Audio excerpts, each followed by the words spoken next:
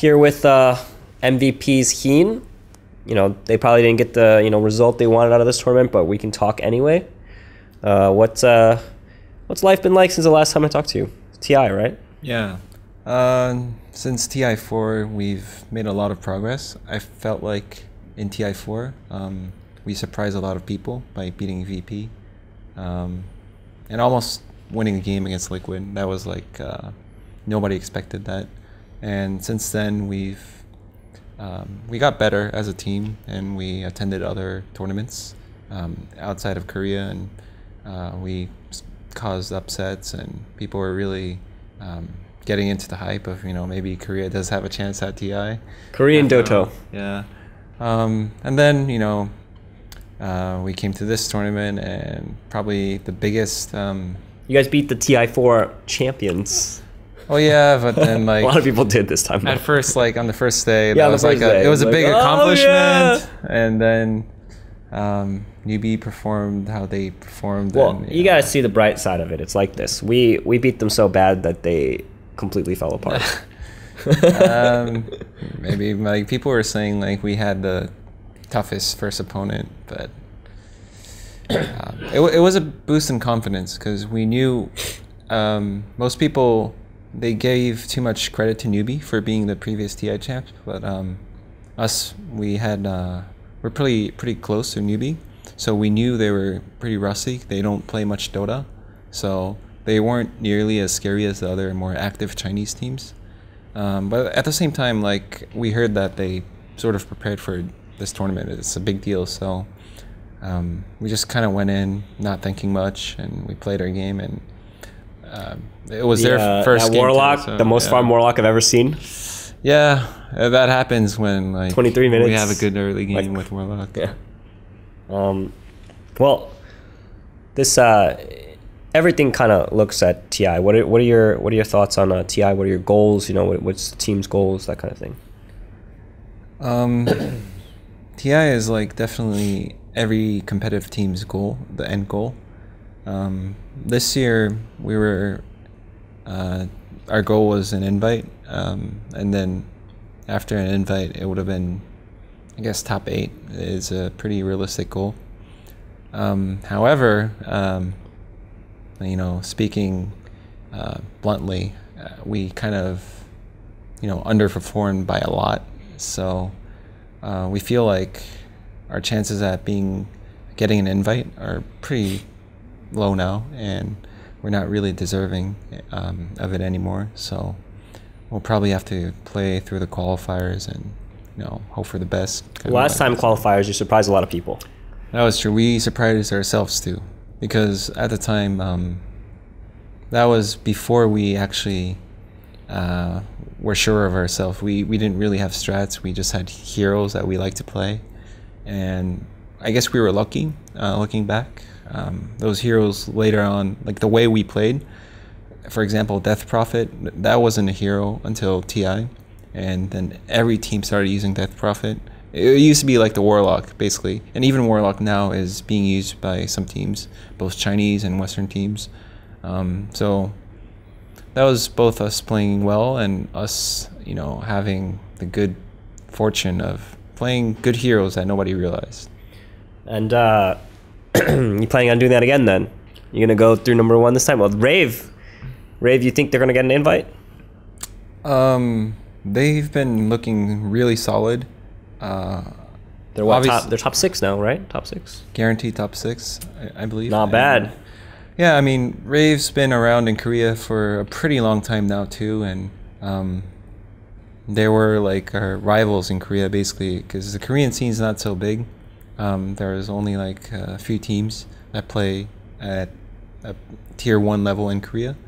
So watching them, develop their own style and improve is like, it's motivating, because like we both play in Korea. So if we had a better practice regimen or something like that, that could have been us too, right? It's motivating to see, like people always say, in Korea it's hard to like become a good team because we don't have much competition, or like Korean Dota is so small, but like it shows that if you put in the effort and you have enough motivation, that I mean, they're still in the tournament. Who knows? They might win it. So, looking at Rave's success, like I guess I personally felt a lot of motivation. Yeah, it looks possible now. Yeah. I think a lot of things look more possible after last year and this year, and now it's like honestly, it seems like it's wide open. There isn't a clear-cut favorite right now. Mm-hmm. Maybe one emerges over the next few months, but from playing these teams like EG, Secret, those teams, what would you say is like the what are your thoughts on those teams? Who's the favorite? Who's the favorite going into TI? That kind of thing.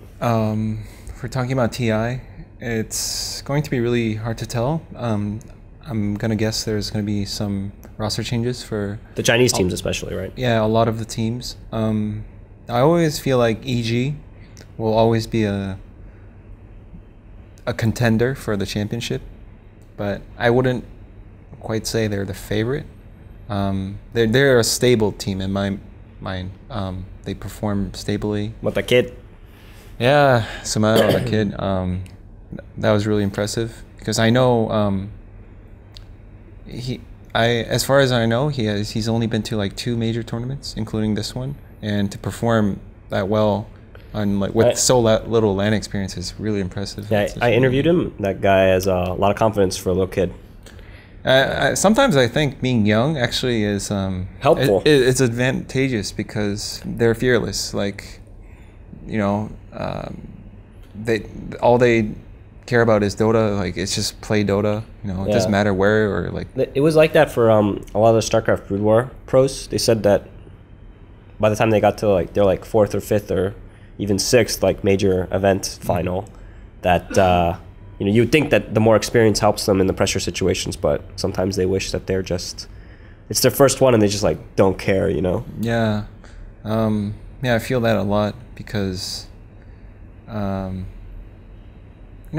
lot of teams having the LAN, some teams are strong on LAN, obviously, and that's mentality too, right? And age obviously affects how you look at tournaments. Yeah, you're pretty old now. I'm pretty old. How are your reflexes? I think my reflexes are fine.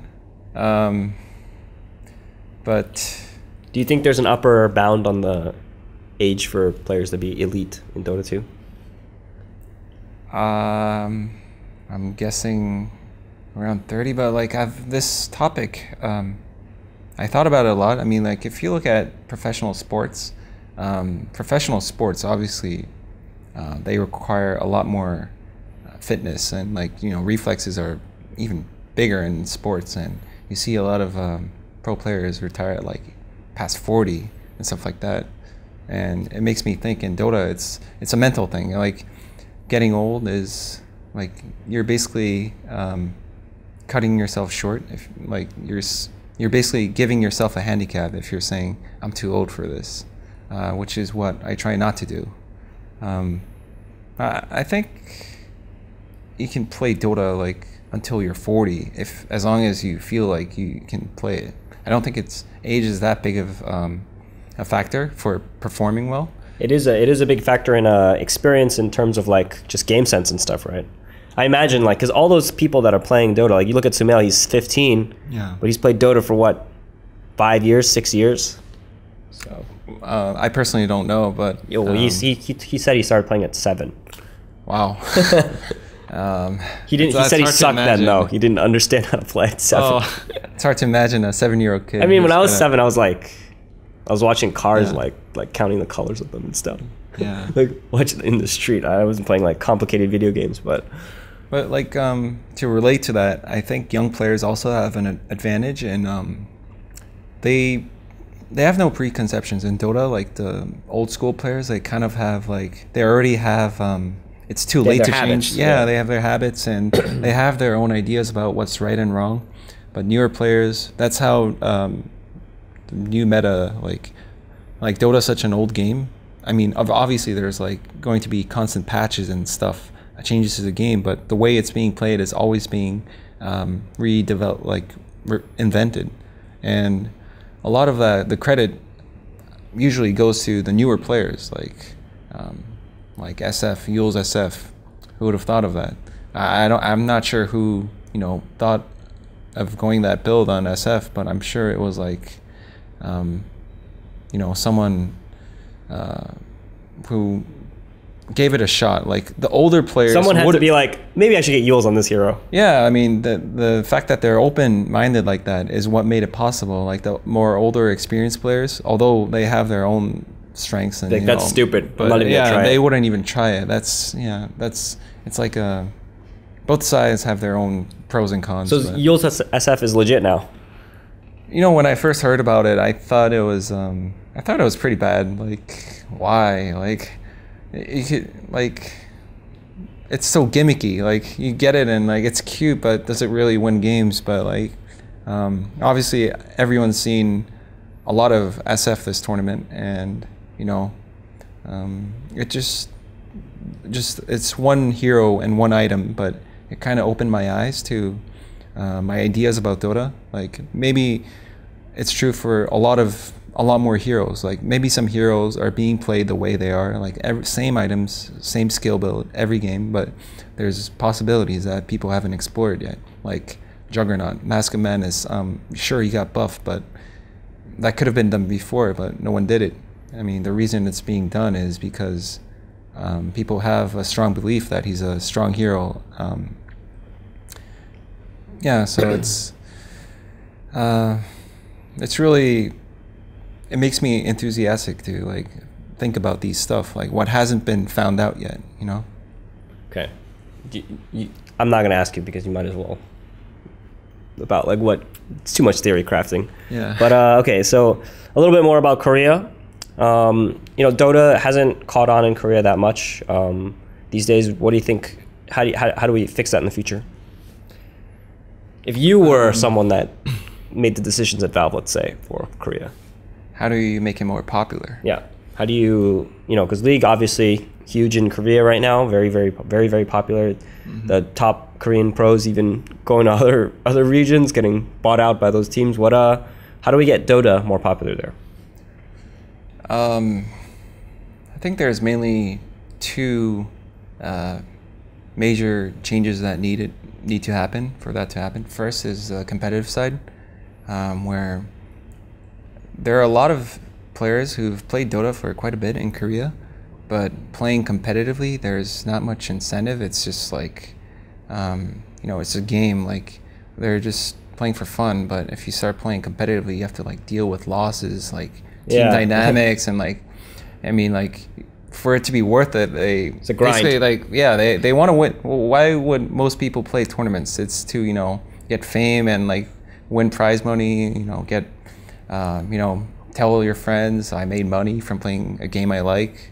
But I feel like right now there's like a monopoly in Korea where the same teams win all the time, and I don't know how exactly that should change, but more incentive for players who are interested in playing competitively. It's like, okay, you got to grind for like a year before you can maybe win like a few $1,000s. Yeah, and sometimes like we're just talking about Sumail. He's a young kid, but he's playing in EG, a very prestigious team, and he's playing well. A lot of that's possible because North America has their NEL, in-house leagues. They have a bunch of like Dota Pit and, you know, yeah, I mean, they have these things that they're basically like, it's easy to scout new talent, and people who have potential might be they might get guidance from more experienced players and become, if they want it, they can, you know, play at a really top level. You know, Sumail started out on C. Did he? Yeah. He said he was in Pakistan, he played on C. Well, C server is kind of not good for that, obviously, because, you know, it's just pubs. And in Korea, it's even worse. It's people don't play ranked because there's not enough people. So how do people get better? It's really, everyone has to do their own homework. Like they used to, like in Dota 1.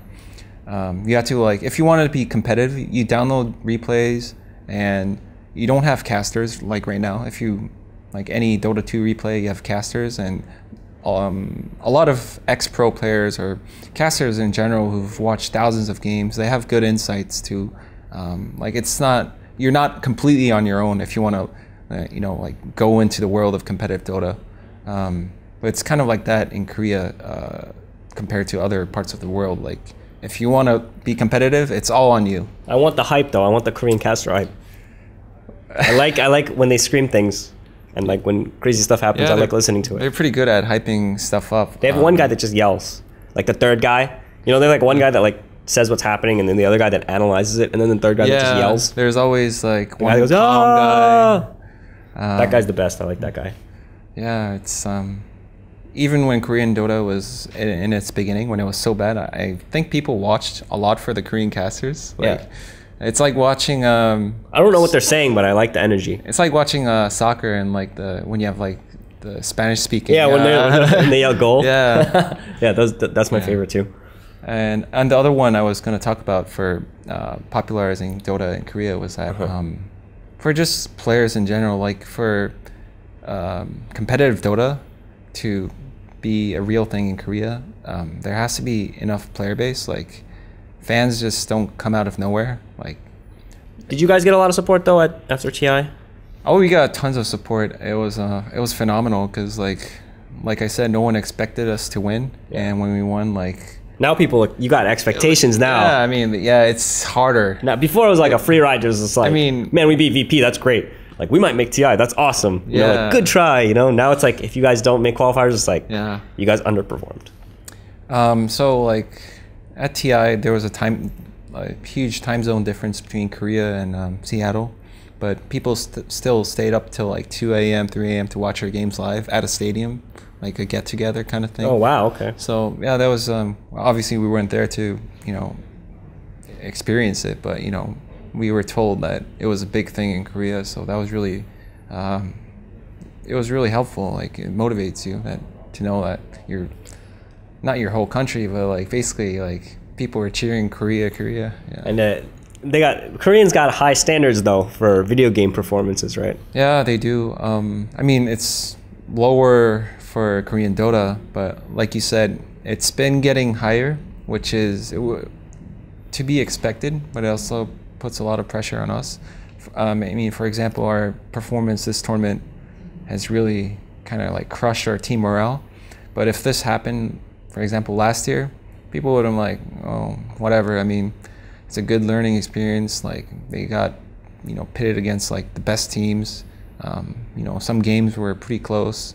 That's what happened in Starladder when we first went. We didn't win a single game. Well, you guys took the racks off of a DK. DK. Yeah, I mean, like things like that. Like I remember that. I can't believe I still remember that. That's crazy. Yeah, I mean, like things like that. It was the only racks I remember in the group. Like the better you get, the harsher your criticism becomes. So. Okay. All right. Well, you know, thanks for talking to us, Heen. Wish MVP Phoenix all the luck. Just because I want the Korean casters at TI, so they can scream.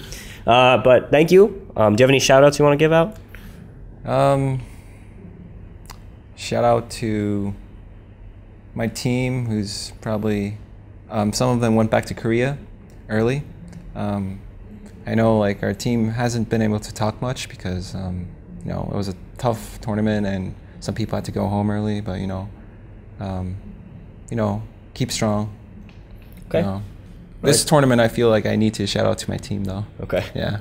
Any other tournament, you know, whatever, but yeah. All right. Okay. Thank you very much, and you know, good luck in the qualifiers or you know whatever stuff you got coming up. All right.